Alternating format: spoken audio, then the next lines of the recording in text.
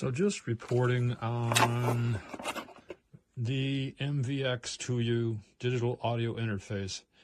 I got another one of these, which was a microphone device that only worked with the Shure Motive software.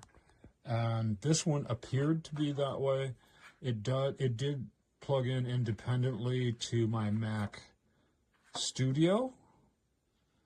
But when I plug it into my phone, here I'll show you the screenshot of this, it says this device requires too much power. And I have an Apple iPhone 14 Pro, so I don't understand that one, but it requires too much to connect directly to the iPhone. And of course, my iPhone uses the Lightning type connector.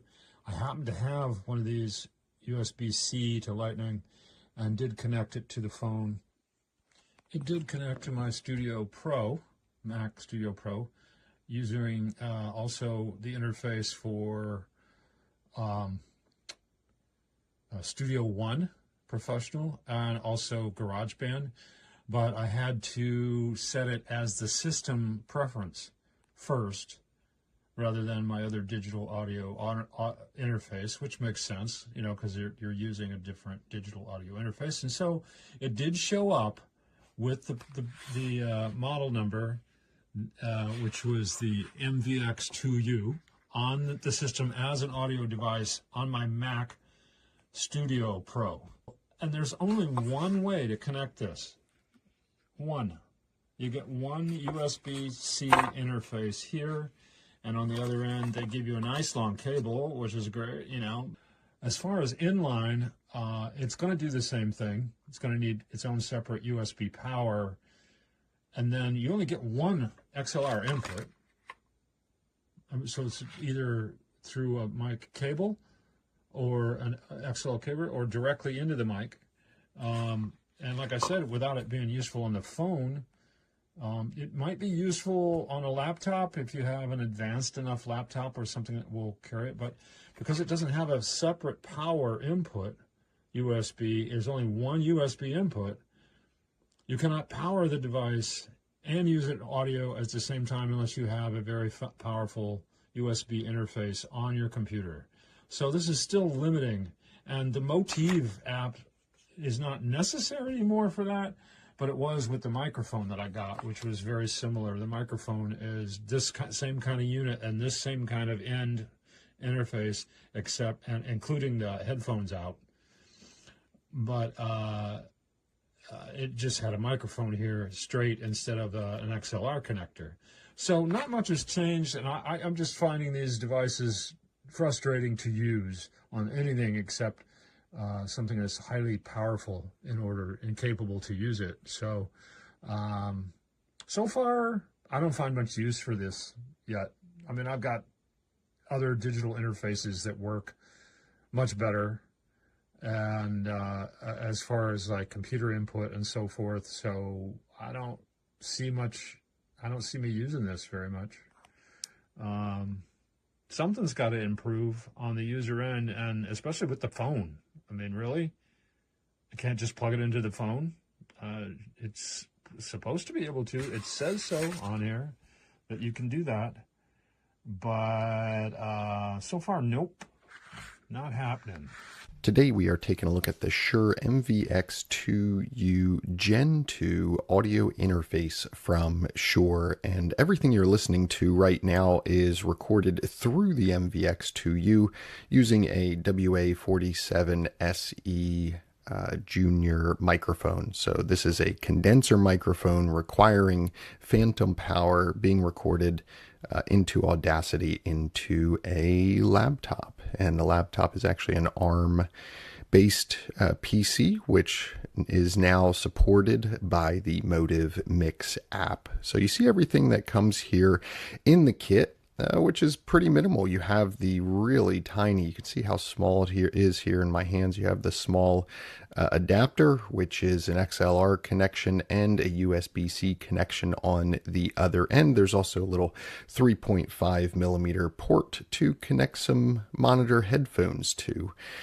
There is also a USB-C cable that comes with it. I'm testing here the phantom power. You can see they're at 47.8 volts. Very, very good reading for this. And out here on Shure's website, you can see where you can download the Motive Mix app. So when you go to download it, you can look at the release notes here from whatever the most recent version is. This version here is the most recent one that does support ARM processors. So you have to go through a quick process of entering in some information before it will allow you to download it to your PC. There's also the Motive Audio and Motive Video apps, which you can open up on Android or iOS devices. Within the Motive Mix app, this is what the app itself looks like. After you download it, you will want to update the firmware or check if there are any firmware updates. Within the app, there's an auto mode and a manual mode. The primary difference here is in the tone. In the auto mode, you can select and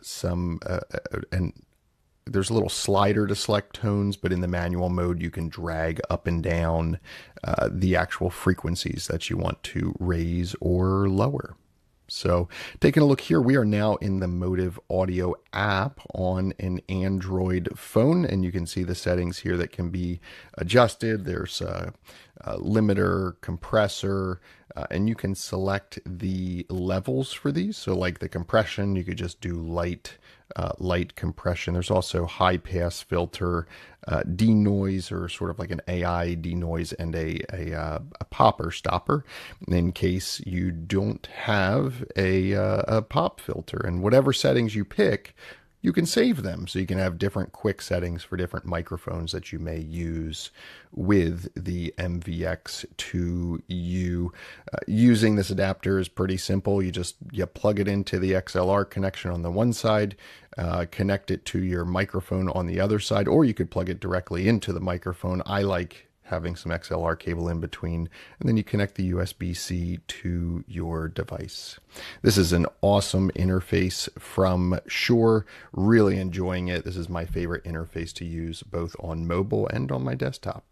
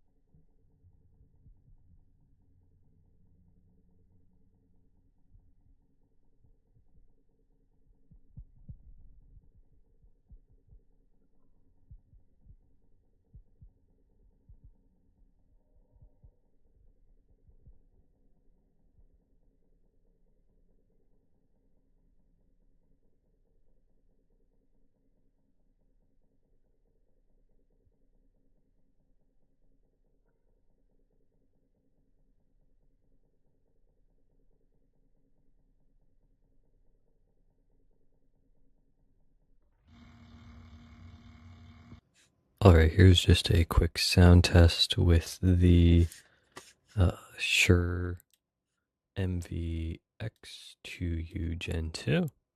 So this is just a XLR to USB adapter.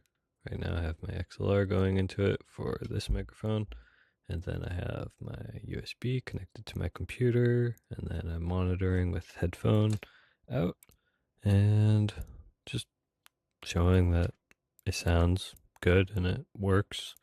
Yeah, you can see there's a little light on the back telling you if 48 volt phantom power is on, and yeah, I'll put other stuff into the actual written review.